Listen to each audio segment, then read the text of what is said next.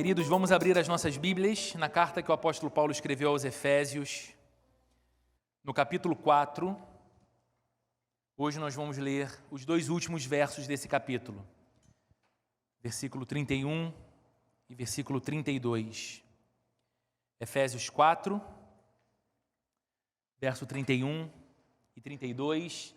Na semana passada nós tivemos aqui um momento super especial na nossa igreja com a consagração dos nossos presbíteros, a formação do nosso conselho, da nossa igreja, e excepcionalmente no último domingo, nós interrompemos essa série de reflexões na carta aos Efésios. Eu até brinquei que nós saímos de Efésios, mas continuamos em Éfeso, porque o texto que a gente leu era um texto que falava do diálogo, de uma despedida entre o apóstolo Paulo e os presbíteros da igreja na cidade de Éfeso, e as instruções que Paulo dá àqueles presbíteros, e vimos aqui na semana passada o que significa então ser um presbítero, o que significa ter presbíteros na igreja e qual é o valor e o amor que Deus tem pela sua própria igreja, pelo seu próprio povo. Se você tiver o interesse, caso não tenha ouvido a mensagem, você encontra ela disponível no YouTube, em vídeo, você encontra disponível também nas plataformas aí de podcast, né, como Deezer, Spotify, Google Podcast. Basta você procurar lá por Igreja Plena Rio e você vai encontrar. Mas hoje a gente volta para a nossa série e encerramos o capítulo 4, a exposição do capítulo 4 nessa manhã de hoje. Efésios 4, verso 31 e verso 32 diz assim a palavra de Deus: livrem-se de toda amargura, indignação e ira, gritaria e calúnia, bem como de toda maldade. Sejam bondosos e compassivos uns para com os outros, perdoando-se mutuamente, assim como Deus os perdoou em Cristo. Até aqui, vamos orar juntos mais uma vez, vamos pedir que o nosso Deus nos fale ao coração através da exposição da palavra também. Senhor, nós nos colocamos aqui com o nosso coração atento diante da Bíblia. Eu sei, Senhor, que o sermão, ele é imperfeito e o pregador é imperfeito, mas a Tua palavra é viva, poderosa e eficaz. O que nós te pedimos, Senhor, é que o Senhor fale ao nosso coração nessa manhã. Que a Tua palavra seja reconhecida por nós, a Tua voz seja percebida por nós e o desejo mais sincero da nossa vida seja o de amoldar o nosso caminho, amoldar a estrutura da nossa vida ao Teu chamado para cada um de nós, sabendo que a vida que o Senhor nos propõe é a melhor vida que nós podemos desfrutar. Fala conosco, fica conosco, abençoa esse tempo restante do culto, cuida dos nossos filhos e filhas aqui no segundo andar, para que também recebam instrução da Tua palavra e amor da parte de cada voluntário e voluntária que se dedica a eles ali, como uma expressão do Teu amor por eles e pelas nossas famílias, em nome de Jesus. Amém e amém. Eu não sei se você ainda lembra de uma música já antiga, que ficou muito famosa na voz da Sandra de Sá, talvez uma das mais famosas da Sandra de Sá. Fabiano talvez possa me corrigir se eu estiver errado, mas é uma música chamada Joga Fora no Lixo. Lembra? Eu não vou cantar um trechinho, só para não correr o risco, vai que de repente tem um produtor aqui, quer fazer uma nova versão da música e me convidar para gravar, eu vou perder o meu foco, né, como pastor assim, mas eu vou ler um trecho da letra e você vai lembrar dela, caso ainda não tenha lembrado. O começo dela diz assim: cansei, já não dá mais, você pisou demais, para frente é que se anda, a vida leva e traz, vou jogar fora no lixo, vou jogar fora no lixo, vou jogar fora no lixo. E a música era uma música meio que chiclete, né? Às vezes a gente não conhecia a estrofe toda, não sabia direito o que estava cantando, mas o refrão a gente repetia. Vou jogar fora no lixo, vou jogar fora no lixo, vou jogar fora no lixo. A letra toda da música parece falar de um relacionamento que não fazia bem. A letra parece falar de um relacionamento onde não havia respeito, um relacionamento onde sobrava descaso. E numa situação assim, em que sobra descaso e falta respeito, em que as ofensas e as agressões, não apenas físicas, mas verbais e emocionais, são mais frequentes e constantes do que o amor, a pessoa entendeu que a decisão mais sensata a se tomar era jogar fora aquilo que fazia mais mal do que bem. Era jogar fora de sua vida aquilo que destruía mais do que construía. Mas nós sabemos que não somente alguns relacionamentos podem ser assim, nocivos, tóxicos, que devem ser evitados por nós, e talvez em alguma medida nós precisamos conscientemente lançar fora da nossa vida, jogar fora, porque aquilo não constrói, aquilo não edifica. Nós sabemos que muitas vezes precisamos também colocar para fora das nossas vidas alguns hábitos. Nós sabemos que muitas vezes precisamos jogar fora alguns comportamentos, alguns sentimentos, alguns pensamentos que, se permanecerem instalados em nós, se teimosamente permanecerem grudados, tatuados em nossa vida, eles podem nos transformar naquilo que no fundo nós não desejamos ser. Eles podem nos levar a um tipo de vida que no fundo de nosso desejo nós não queremos. Mas se nós não lançarmos fora hábitos, pensamentos, posturas, inevitavelmente essa vida indesejada será a nossa própria vida. E queridos, na vida cristã a gente precisa desse mesmo cuidado. E na vida cristã a gente precisa dessa mesma disciplina de parar, olhar o que não está no lugar certo. Ou o que se permanecer instalado e configurado na nossa vida vai alterar a vida como Deus propõe que nós a vivamos. Nós precisamos entender o que nos nossos pensamentos, nos nossos sentimentos e nas nossas ações simplesmente não combina com Jesus e com a espécie de vida que Jesus nos chamou para viver. Então esse exercício que a música da Sandra de Sá nos convida, vou jogar fora no lixo, ele precisa ser constante para nós de fato, porque tem coisas que simplesmente nós vamos deixando entulhar a nossa vida. E na vida cristã, a mesma coisa. E se a gente não para de tempos em tempos, como num culto como hoje, culto de ceia, que nos faz não apenas olhar para Cristo pendurado numa cruz, morrendo para perdoar os nossos pecados, mas também olhar para a vida que Ele nos propõe em contraste com a vida que nós temos vivido. E então perceber, Senhor, peraí, há aqui na minha rotina alguns pensamentos que eu preciso aprender a descartar, porque essas coisas não combinam com Jesus. Há aqui na minha vida alguns comportamentos e condutas que eu preciso lançar fora, porque não combinam com Jesus, nem com a espécie de vida que Jesus me chama para viver. E esses versículos que nós lemos hoje, queridos, esses 2 versos que encerram o capítulo 4 da carta aos Efésios, falam a respeito disso. Falam exatamente dessas coisas que nós precisamos nos livrar e de outras que nós precisamos colocar no lugar.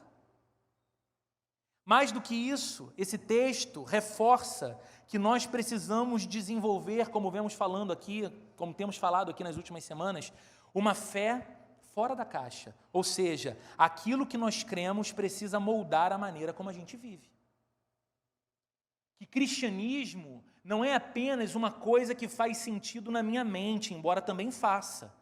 Cristianismo não é apenas uma expressão que eu dou quando sou questionado a respeito se acredito em Deus ou não, se tenho ou não religião, mas cristianismo é um poder que molda a minha maneira de viver. Aquilo que eu creio estrutura a forma como eu vivo, e é disso que Paulo fala, encerrando aqui esse capítulo 4. Veja o verso 31 comigo, por favor, o que ele diz. O texto vai ser projetado nas TVs aqui à frente, você pode acompanhar com mais facilidade assim. Ele diz, escrevendo aos cristãos da cidade de Éfeso: livrem-se de toda amargura, indignação e ira, gritaria e calúnia, bem como de toda maldade. Veja, queridos, o que nos torna cristãos, o que faz de você um cristão, o que faz de você uma cristã, não é apenas a afirmação que você faz a respeito do que você crê. O que nos torna cristãos não é apenas a oração que nós fazemos pedindo para que a nossa vida se torne mais parecida com a vida de Jesus. Sim, se somos cristãos, teremos uma crença. Sim, se somos cristãos, vamos orar pedindo para que a nossa vida progressivamente se pareça mais com a vida de Jesus. Mas ser cristão significa também as ações concretas que nós tomamos na direção da vida que se parece com a vida de Jesus. Não é apenas o que eu afirmo crer, não é apenas a oração que eu faço quando estou a sós com Deus, mas é a minha intenção de estruturar a minha vida por essa verdade. É o meu esforço de moldar o meu comportamento a essa verdade. É por isso que Paulo apresenta aqui essa lista de coisas que não cabem na vida de um discípulo de Jesus. E ele apresenta essa pequena lista dizendo aos cristãos na cidade de Éfeso o seguinte: olha, tomem essa lista, vocês estão olhando para essas palavras aqui, ponham essas coisas para fora. Vocês identificam estas coisas, agora descartem elas. Elas não podem ser atribuídas a vocês. São coisas que não combinam mais com a nova natureza de vocês, são coisas que não combinam com a fé cristã. Então, livrem-se delas. E veja, queridos, uma coisa importante: Paulo não está interessado na conduta pela conduta. Paulo não é um pregador moralista. Paulo não está falando de um código comportamental que agora que aqueles homens e mulheres na cidade de Éfeso decidiram fazer parte do clube religioso chamado igreja, eles devem seguir aqueles compromissos. Não! O interesse de Paulo, assim como o interesse de toda a Bíblia e o interesse do nosso Deus, não está na conduta pela conduta. O interesse de Paulo está na conduta como expressão e como reflexo da nossa nova vida. Paulo fala de conduta para pessoas que afirmaram receber um novo coração de Cristo. Paulo fala de conduta e de comportamento não como um moralista dizendo: assim vamos construir uma cidade melhor, mais justa, mais equânime, mais amorosa, mais misericordiosa. Não, quanto a esse tipo de comportamento, Paulo e a Bíblia como um todo são céticos. Nós não podemos esperar uma conduta que é cristã de alguém que não foi regenerado. Nós não podemos esperar uma conduta amorosa, gentil, generosa, semelhante à de Jesus, de um coração que não nasceu de novo para Cristo. Então, Paulo não está falando de moralidade. Paulo não está falando de uma ética pela ética. Paulo está dizendo o seguinte: uma vez que é verdade o encontro que vocês tiveram com Cristo, uma vez que vocês confessam que Ele é Senhor de vocês, uma vez que vocês confessam que Ele é o Deus de vocês e que a vida de vocês agora é outra por causa do seu amor, existe um tipo de vida que Ele os chama a viver e vocês só podem vivê-la porque são cristãos. Então o interesse de Paulo é na conduta como expressão e reflexo da nova vida que os cristãos receberam de Deus. Então ele apresenta essa série de 6 atitudes, 6 ações que devem ser descartadas intencionalmente por você e por mim, se nós somos cristãos. E ele diz primeiro: livrem-se de toda amargura. O grego é uma língua muito rica. Por vezes, uma única palavra no grego, ela traz um sentido que você não consegue traduzir com uma única palavra no português. E esse texto, essa lista de coisas que devem ser descartadas pelo cristão, que Paulo fala aqui, contém palavras assim. A palavra amargura é a tradução que se deu para a expressão grega, para a palavra grega pícria. Essa palavra pícria fala de um estado de espírito azedo. Paulo está dizendo: livrem-se de toda amargura. Paulo está dizendo: livrem-se dessa condição do espírito de vocês de azedume. Aquela incapacidade de ver o bem. Você com certeza já se deparou com gente assim. Você está num lugar e de repente você diz: olha, que dia espetacular que está fazendo hoje, né? Que coisa mais linda.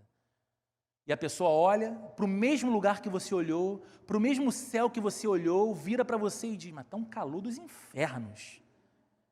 Você fala: meu Deus, eu vejo beleza, ela vê problema. E aí você aponta uma outra coisa bonita, uma outra coisa admirável, e ela vê o aspecto pesado, o aspecto ruim, o aspecto negativo, ela não consegue ver beleza. É uma predisposição e o hábito de ficar incubando males. é a pessoa azeda, é a pessoa amarga. É a pessoa que mantém um ponto de vista sempre negativo e cínico sobre a vida. Mais uma vez, eu tenho certeza que não estou descrevendo um tipo alienígena que você nunca se deparou. Provavelmente, enquanto eu falo e descrevo, você vê rosto. Você lembra de nome. Espero que você não veja espelho. Diga, meu Deus, eu estou ali. Mas nós sabemos que há muita gente assim. E aqui Paulo está dizendo o seguinte: esse tipo de amargura, esse espírito azedo, que te rouba a condição de enxergar beleza, virtude, e só te faz olhar desconfiadamente, esperando pelo pior, pelo ruim, pelo aspecto vil. Essa não é uma atitude cristã. Esse não é um sentimento que deve permanecer em nós. Então ele diz, livrem-se de toda amargura, e ele segue, livrem-se de toda indignação. A palavra aqui é timos. Há uma outra tradução boa para ela, que é a palavra cólera. Livrem-se de toda cólera, livrem-se de toda indignação. Essa palavra transmite a ideia de uma violenta agitação da mente, que é alimentada pela raiva. Sabe quando a mente fica agitada porque o coração espuma? Mas porque o coração está espumando o ódio. Porque o sentimento da gente só borbulha veneno, rancor, ira. Aqui Paulo está dizendo, esse tipo de sentimento é possível. Esse tipo de atitude pode estar presente na vida de vocês. Então, livrem-se. Livrem-se dessa espécie de fervura que vocês às vezes fazem questão de manter quente. Porque não é uma coisa que vem e você não tem o controle. É uma coisa que nasce dentro de você e você ainda alimenta. É a sensação de que pode existir uma fera violenta enjaulada dentro de nós. E ao invés de deixarmos ela morrer de fome lá dentro, nós a alimentamos todo dia. Nós alimentamos essa raiva. Nós alimentamos essa revolta. Nós alimentamos esses sentimentos e impulsos violentos. Eles ainda não se transformaram em ação violenta. Eles ainda não se transformaram, talvez, em palavra violenta. Mas ele é um sentimento de fúria. Paulo está dizendo, livrem-se disso. Livrem-se de toda indignação. E junto com a indignação, ele usa outra palavra, ele diz, livrem-se de toda indignação e ira. A palavra ira aqui é diferente da palavra ira que Paulo usou alguns versos atrás e nós vimos aqui na igreja, quando ele fala, cuidado para que vocês, ao ficarem irados, não pequem. E a gente falou que existe uma ira que é justa, existe uma ira que é uma ira santa, inclusive, mas a palavra ira que Paulo usa aqui é orgue. Essa palavra tem o sentido de uma hostilidade sombria. É uma deliberada decisão da mente de conflitar e de suspeitar. Sabe o que é ira que Paulo está dizendo que nós devemos nos livrar? É aquela atitude mental e emocional de sermos refratários a qualquer um. O Fabiano pode se aproximar de mim, mas eu vou ter sempre um olhar, por mais que ele não note, de desconfiança dele.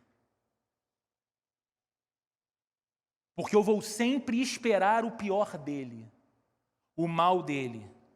É essa atitude deliberada de ter uma mente que conflita, de esperar que em algum momento a gente vai divergir e para que a gente não tenha um dano maior pela nossa divergência, eu já mantenho uma certa distância dele. E aí Paulo está escrevendo para uma comunidade cristã. Paulo está escrevendo para cristãos. E ele está dizendo, estas coisas não devem estar em vocês. Livrem-se delas. Indignação e ira tendem a se expressar no falar da gente. Jesus disse, a boca fala do que está cheio o coração. E se eu vou me alimentando dessa fervura, se eu vou me alimentando dessa hostilidade, pode ser que isso ganhe voz. E é por isso que Paulo diz, livrem-se de toda amargura, indignação e ira, gritaria. Você está aí no texto comigo ainda? O texto vai ficar aparecendo aqui para a gente de vez em quando. Gritaria. A palavra gritaria aqui ela é autoexplicativa, certo? É aquela pessoa que se vale de gritos e berros violentos para expressar a sua vontade, os seus sentimentos, as suas reações. É a pessoa incapaz de refrear os seus lábios. É a pessoa incapaz de ter um tom de voz moderado. Ela vive tão indignada e tão irada, ela é tão colérica, ela é tão hostil, que aquilo prontamente ganha voz. E aquilo que antes era um sentimento na direção do outro e na direção da vida, se torna uma ação agressiva e violenta na direção do outro. Por quê? Porque ele já não discorda. Ele já não argumenta. Ele grita. Ela grita. E toda a violência daquela besta fera que estava enjaulada lá dentro, vem para fora. E muitas vezes apavora filhos, apavora marido, apavora esposa, escandaliza vizinhos. Por quê? Porque ele decidiu pautar a vida pela lei de quem bate mais forte na mesa, de quem grita mais alto, de quem ofende e agride mais pesadamente através das palavras. Mas Paulo está aqui dizendo: livrem-se disso, livrem-se da gritaria, livrem-se dessa incapacidade de colocar freio nos lábios de vocês. E junto com a gritaria ele fala: livrem-se também da calúnia. A palavra grega para calúnia é blasfemia, que a gente conhece como blasfêmia. A gente sabe exatamente o que é blasfêmia. O que é a blasfêmia e a calúnia? É o prazer de difamar os outros. Eu não sei se já aconteceu com você, de você ter o desprazer de conversar com pessoas, às vezes numa mesa no restaurante, ou ter viajado com alguém, ou ter passado uma tarde ou uma noite com alguém, em que o tempo em que você esteve ao lado daquela pessoa ou ao lado daquele grupo, ele ou aquele grupo havia se dedicado a exclusivamente escolher alguém para difamar. Alguém que não estava na mesa, alguém que não estava na viagem, alguém que não estava no grupo, mas que virou alvo das piores palavras, das piores leituras, dos piores julgamentos. Por quê? Qual o interesse escondido dessa pessoa? Qual o interesse escondido do caluniador? Qual o interesse escondido da pessoa que alimenta isso e que não lança para fora da sua vida isso? Ela deseja atingir a reputação do outro. Ela é feliz quando o outro está pior. Ela se sente realizada quando a reputação do outro fica manchada ou até destruída.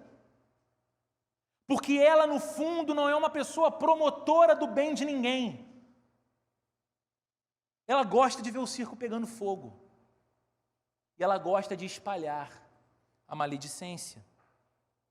E Paulo encerra essa lista de 6 atitudes que nós devemos descartar, falando da maldade. A palavra grega aqui é kakia.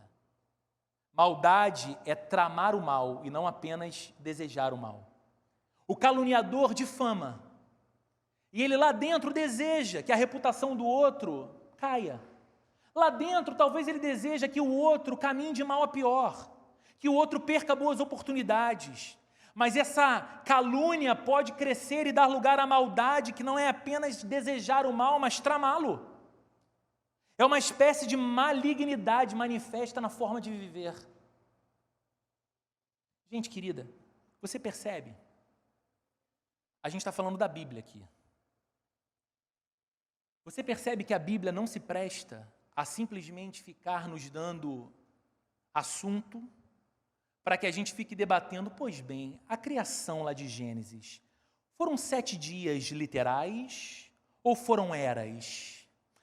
Pois bem, o dilúvio em Noé, ele foi um dilúvio de abrangência global ou ele foi um dilúvio localizado que atingiu a humanidade presente naquele contexto? E a gente começa a fazer perguntas de curiosidades e especulações bíblicas e teológicas e muitas vezes pensamos que o papel ao que a Bíblia se presta é apenas isso, nos dar bastante conteúdo para um quiz cristão.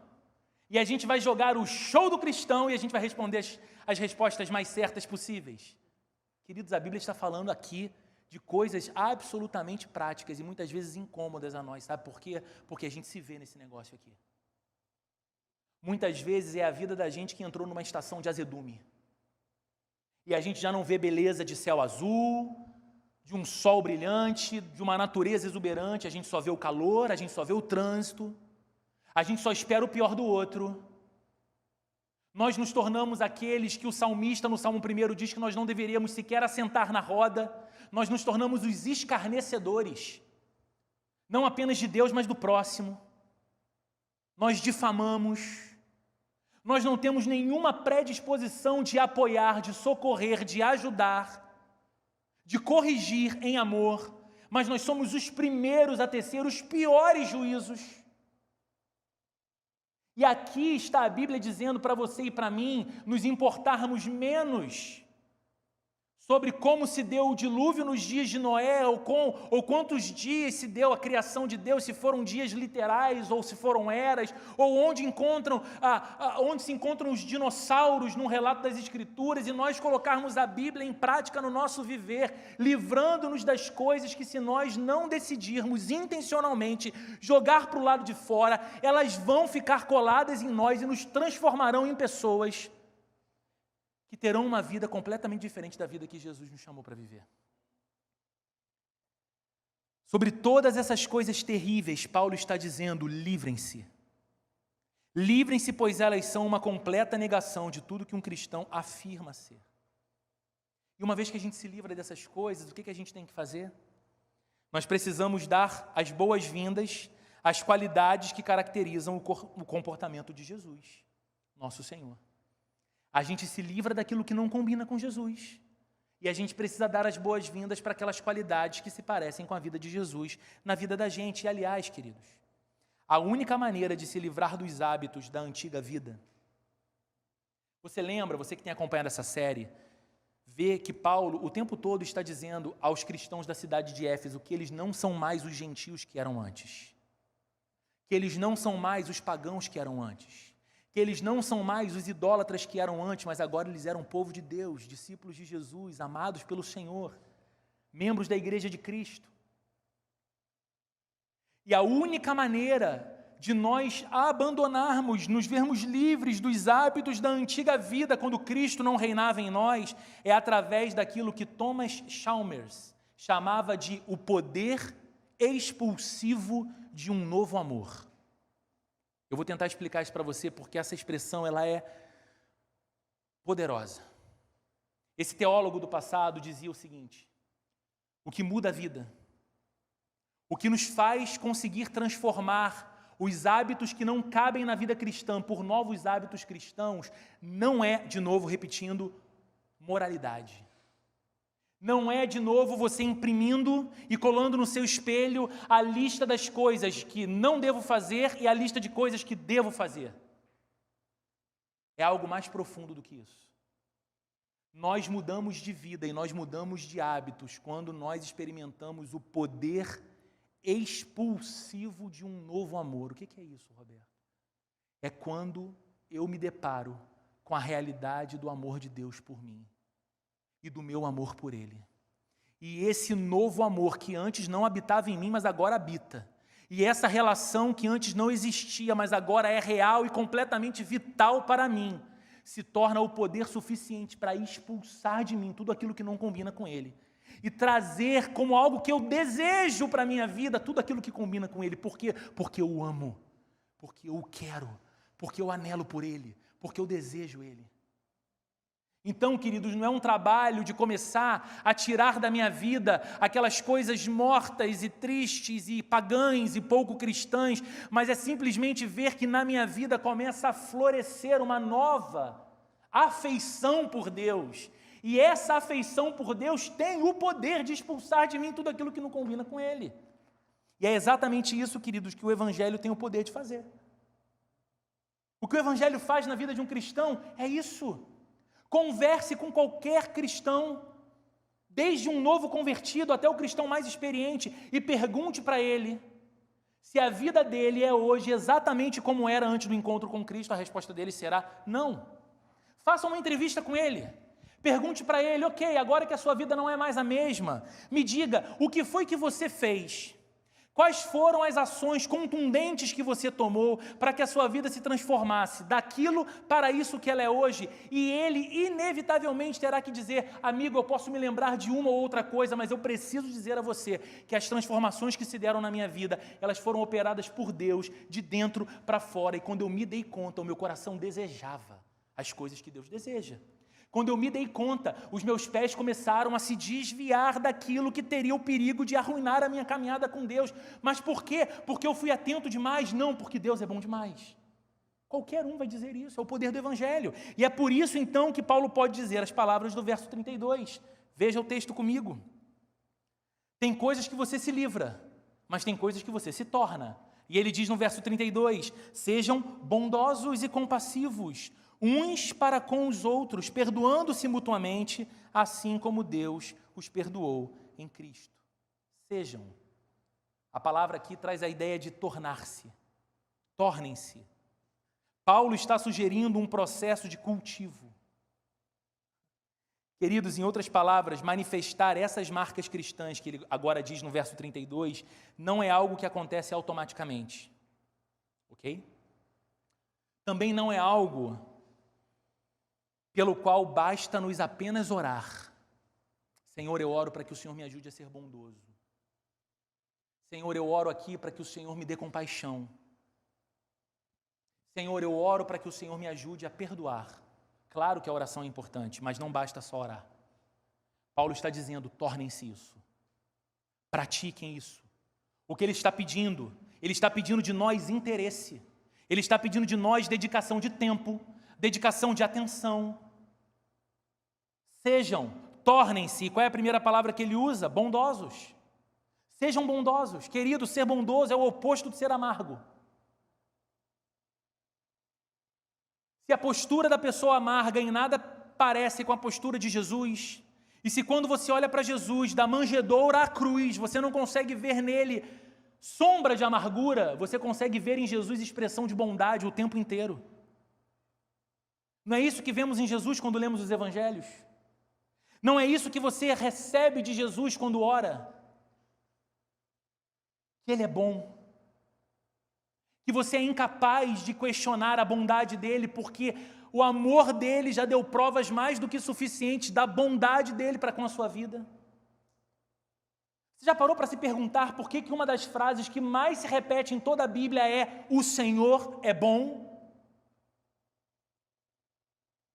Porque em todas as eras, homens e mulheres que andaram com Deus tiveram esse testemunho para contar, sim, Ele é real e Ele é bom. E a pergunta que devemos fazer é: como podemos então admitir não expressar bondade uns para com os outros, se pertencemos a Jesus e se andamos com Ele como seus discípulos?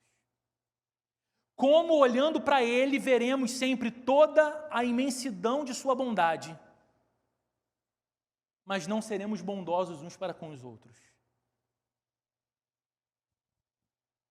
Tornem-se bondosos. Não apenas isso, tornem-se também compassivos, diz Paulo no verso 32. A pessoa compassiva é aquela que tem ternura no coração. É um apelo para que nos tornemos pessoas compreensivas, amorosas, empáticas. Mais uma vez, queridos, a gente pode, através de um bom esforço, esperar que a sociedade se torne mais empática, que as pessoas sejam mais compreensivas umas com as outras.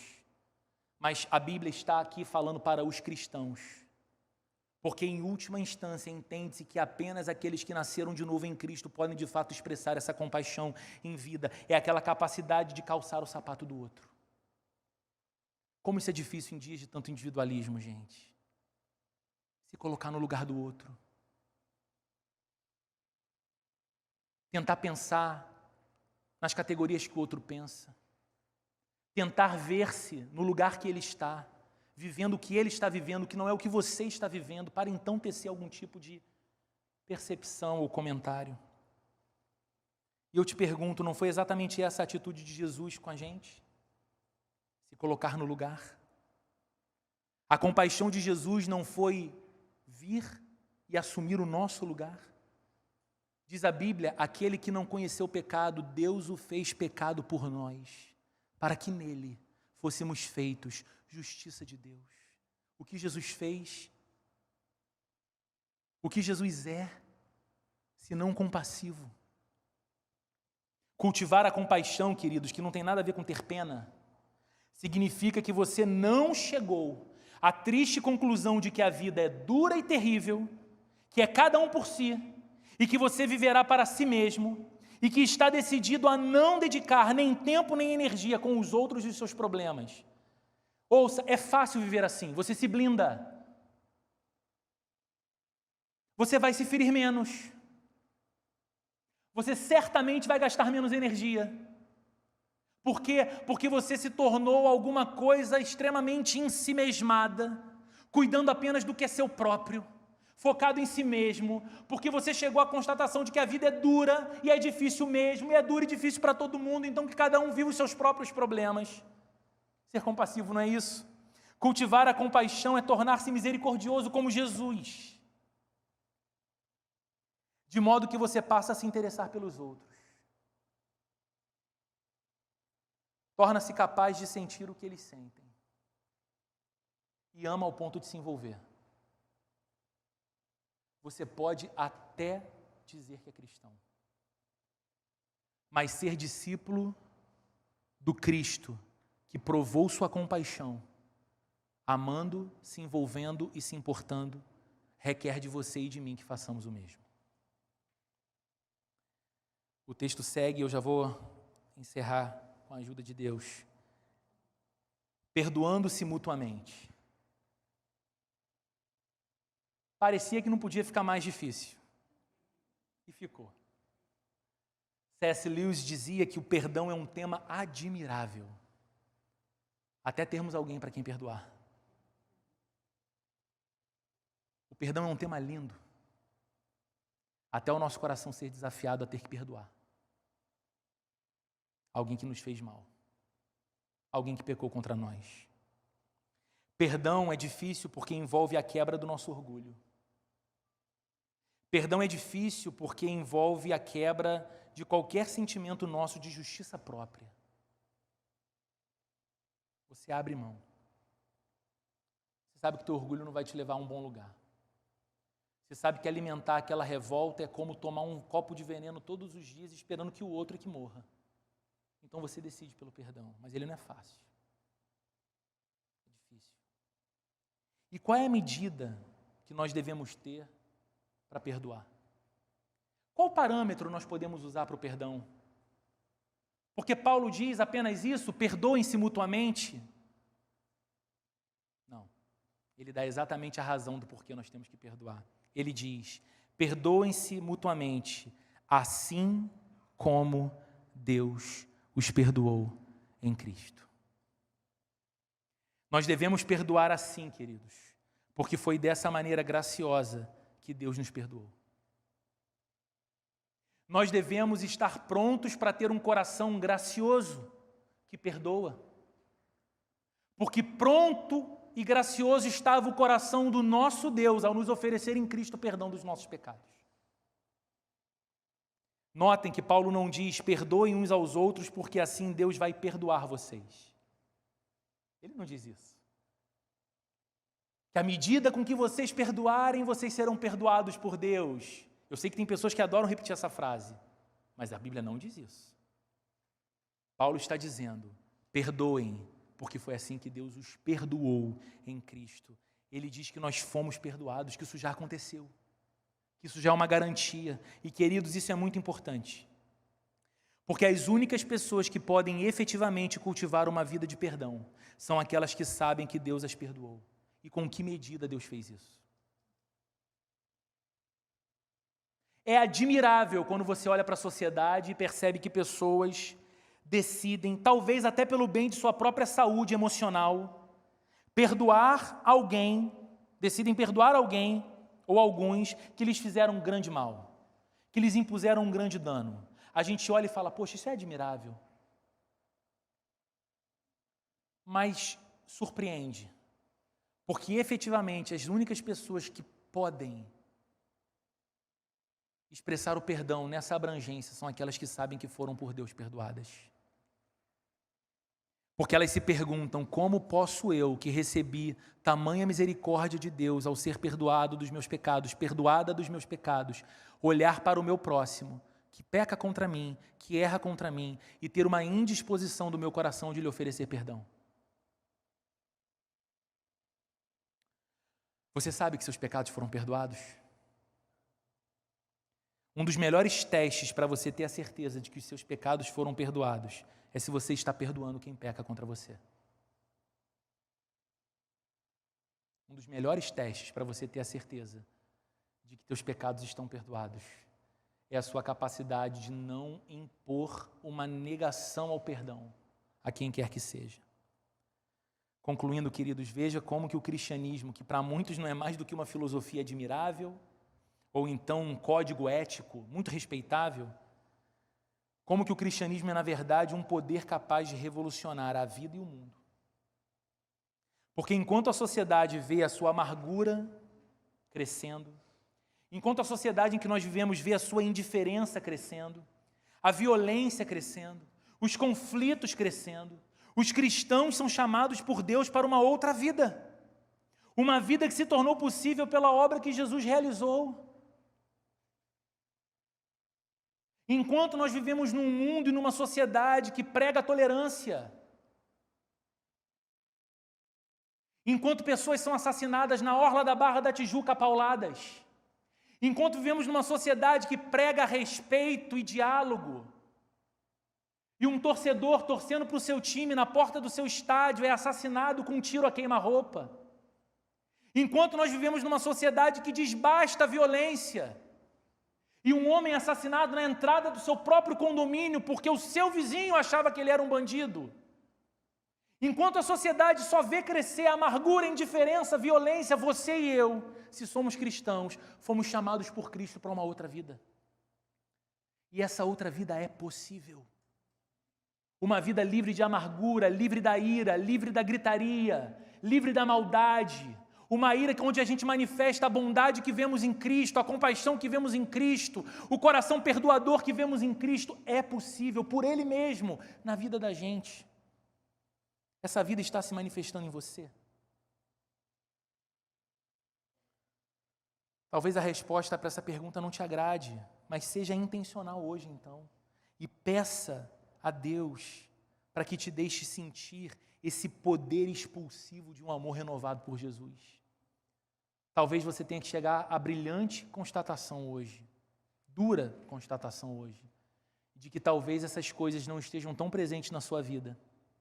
A bondade, a compaixão, o coração perdoador. Talvez esse reflexo da sua vida não se pareça tanto com o reflexo de Jesus.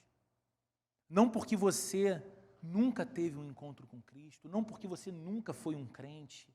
Não é para você pegar essa mensagem e falar assim, acho que passei esses anos todos equivocado a respeito da minha própria fé. Meu Deus, nunca fui um cristão. Não, absolutamente não. Mas talvez o que você precise hoje é com toda a intenção e força do seu coração dizer, Jesus, eu preciso provar, ou pela primeira vez, ou novamente, esse poder de um amor renovado pelo Senhor, que expulsa da minha vida, me faz, como diz a música da Sandra de Sá, jogar fora no lixo tudo aquilo que não combina com Jesus.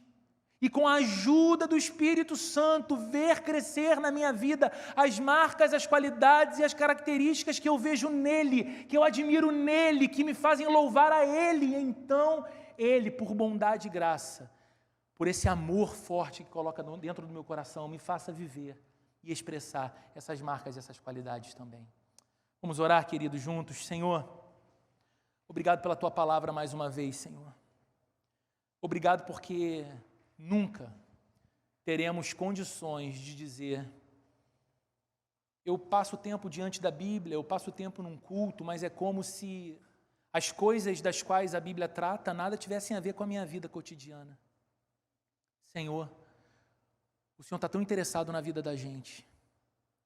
O Senhor está tão atento à vida da gente. O Senhor não morreu para salvar nosso espírito. O Senhor morreu para nos redimir por completo. Nos dar uma vida eterna, sim, ao Teu lado, mas redimir a nossa existência nesse tempo presente. fazendo-nos também viver, Senhor, como teus mensageiros, como teus discípulos, como reflexos da tua imagem nessa sociedade que, Senhor, progressivamente se perde, se empobrece, se desvirtua. Senhor, que não sejamos nós, os homens e as mulheres que ocupam as cadeiras de templos religiosos dominicalmente, mas criam uma barreira para que aquilo que é proclamado como a vida de Deus para a vida da gente fique apenas numa gaveta chamada religião e não encarne na nossa vida. Senhor, tem misericórdia de nós. Nos conceda, Senhor, esse avivamento pessoal que nos permita provar desse amor forte pelo Senhor. Um amor tão forte que expulsa da nossa própria vida tudo aquilo que nos mantém presos numa condição de vida longe do Senhor. Ajuda a gente, Senhor, a sermos mais parecidos com Cristo. Ajuda a gente, Senhor, a sermos compassivos, a sermos misericordiosos, a sermos bondosos, a sermos como Jesus, na nossa casa, na nossa igreja, perdoando uns aos outros, vivendo dessa forma para a Tua glória. Em nome de Jesus, Senhor. Amém e amém, queridos.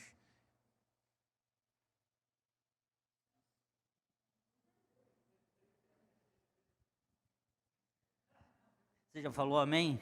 Eu ia fazer a bênção agora, né? Eu enchi o pão assim. Você abençoa daqui a pouco. Gente querida, na quarta-feira... Parece o Faustão, assim, segurar assim. Tem muito dinheiro aí, rapaz, deixa aqui.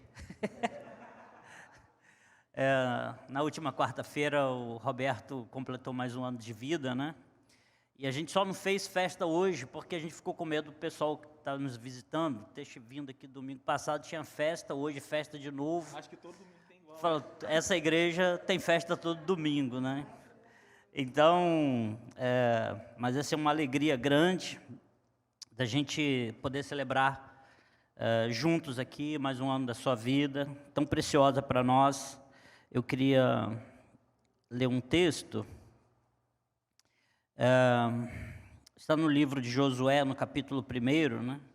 Esse é um texto bem conhecido, né? E para os mais novos aí na fé, né? Josué, ele atravessou o deserto do Sinai junto com Moisés, né? E foi o líder que atravessou o Jordão e tomou posse ali da terra prometida por Deus para o povo de Israel, que peregrinou durante 40 anos pelo deserto, saindo do Egito, indo para a terra prometida, né? E aí no verso 5 do capítulo 1, Deus fala assim com Josué: assim como estive com Moisés, estarei com você. Nunca o deixarei, nunca o abandonarei. Seja forte e corajoso, porque você conduzirá esse povo para herdar a terra que prometi sob juramento aos seus antepassados. Somente seja forte e muito corajoso. Tenha o cuidado de obedecer a toda a lei que o meu servo Moisés lhe ordenou. Não se desvie dela, nem para a direita, nem para a esquerda, para que você seja bem-sucedido por onde quer andar, por onde quer que andar. Não deixe de falar as palavras desse livro da lei e de meditar nelas de dia e de noite, para que você cumpra fielmente tudo o que nele está escrito. Só então os seus caminhos prosperarão e você será bem-sucedido. Não fui eu que lhe ordenei? Seja forte e corajoso, não se apavore, nem se desanime, pois o Senhor, o seu Deus, estará com você por onde você andar. Josué é assim, um líder admirável, né? E a gente tem uma admiração semelhante por você. Essa igreja é uma igreja jovem e eu vejo assim, muitos desafios pelos quais o Josué enfrentou, né? Um líder de uma igreja jovem como a nossa enfrenta também, né? O Josué foi um líder forjado durante anos, passando por um deserto. E eu gosto muito da história dos espias, né, quando eles vão, os 12 homens vão ao Monte Horebe e para olhar para a terra prometida, e 10 daqueles homens não olharam o clima bonito do Rio de Janeiro, o sol brilhante, né, mas olhou o calor, as dificuldades. Então eles viram gigantes ao invés de ver a terra que Deus estava dando, né, e Josué conseguia ver, né, que havia desafios naquele lugar, mas havia um Deus, né, e ele atravessa. Eu fico imaginando esse cara atravessando o Rio Jordão para entrar numa terra desconhecida, sabendo que lá havia homens fortes, guerreiros, grandes desafios, né, mas entre ele e os desafios, ele via um grande Deus. Que isso seja verdade na sua vida e que, assim como Josué, você possa buscar em Deus essa força e coragem que Ele tem te dado até aqui para continuar caminhando, liderando essa igreja para a honra e glória do nome dEle. Há dicas preciosas aqui: não se aparte do livro da lei, não canse de nele meditar, né, e eu vejo assim uma responsabilidade, né, que essa liderança traz, né? No verso 6, se não me engano, ou 7, Deus fala com ele que ele ia fazer com que aquele povo atingisse a terra prometida, né? E assim, eu sei que você tem consciência dessa sua liderança, dessa responsabilidade que você tem, mas nós sabemos, né, nós conhecemos o Deus que você serve, né? E é uma alegria para mim, né, embora tendo mais idade que você, estar seguindo os seus passos, a sua liderança, o seu exemplo, e que você saiba que, atravessando o Rio Jordão, há um grupo que te ama, que confia em você e que vai seguir junto, tá bom? Vamos orar então. Deus, alegria imensa no meu coração, Pai, estar aqui nesta manhã, celebrando mais um ano que o Senhor concede ao teu servo, o pastor Roberto, Pai. Que o coração dele, Pai, seja totalmente moldável por Ti, como tem sido até aqui. Que ele olhe, ó Deus, com confiança, Pai, buscando no Senhor essa força e coragem que a Tua palavra dirigida a Josué fala para seguir adiante na liderança que o Senhor colocou sobre os ombros, sobre a responsabilidade do pastor Roberto, Pai. Abençoa a vida dele, ó Deus, abençoa a casa dele, os seus filhos, a Sheila, que nós possamos olhar para a vida deles e ver a presença do Senhor Jesus. A fé, Senhor, que ele tanto necessita, faça, ó Deus, aumentar em seu coração. Pai, que a Tua palavra, que ele ministrou aqui nessa manhã, que nos desafia tanto, Pai, continue a ser pregada com a autoridade que vem do Senhor, Pai. Para tanto, Deus, dê a sabedoria necessária, Senhor, ao Teu servo, para que ele possa se dedicar, ó Deus, a conhecer a Tua palavra e assim Te servir, ó Deus, mais e melhor, Pai. E que essa dedicação dele, Pai, nos torne como os Teus servos, um pouco mais parecidos com Cristo. Ó Deus, que as lutas, ó Deus, que nós sabemos que fazem parte da nossa jornada, da nossa caminhada, sejam vencidas por Ti, Pai. Nós vemos um Deus que tem cuidado do Roberto, Deus, e nós confiamos em Ti, ó Deus, que Tu continuarás a fazer o mesmo, como tem sido até aqui, Pai, que possamos viver mais anos nesta igreja, sabendo que o Senhor tem um plano especial, não só para a vida do Roberto, para a minha vida, mas para a vida desse povo aqui, para a vida deste lugar, que o Roberto seja, ó Deus, o nosso grande líder aqui, guiados pelo Senhor, Pai, para que o nome de Jesus se faça conhecido aqui no Recreio dos Bandeirantes, aqui no Rio de Janeiro, e que vidas sejam alcançadas para a honra e glória do Teu nome, Pai. Oramos a Ti agradecidos, pedimos perdão pelos nossos pecados, o fazemos em nome de Jesus. Amém, Senhor, amém. Um abraço.